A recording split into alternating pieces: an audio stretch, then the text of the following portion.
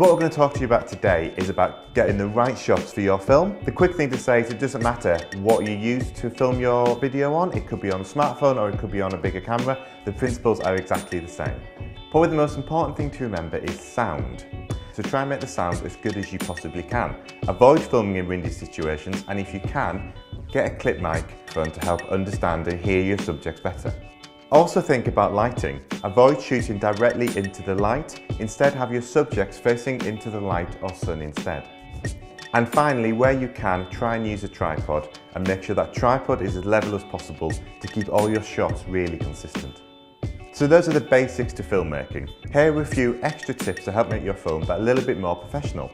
The first one is to remember the rule of thirds. A bit like I'm set up here, try and have the subject a third of the way in and 2/3 of the way up of your shot. That helps make the interviewee or the subject you're talking to look a bit more natural rather than staring straight into the camera. Also remember B-roll. These are really interesting snippets of film that could be taken from your project or interesting things that your interviewee said. Try and get as many different shots as you can when you're doing your filming. Film from different angles and different levels, and most importantly, zoom with your feet. Walk towards your subject and remember it's the eyes that tell the story. Good luck with your filming. There's a final guide on here around editing, which we hope will help you make the most impactful and best film that you can for your project.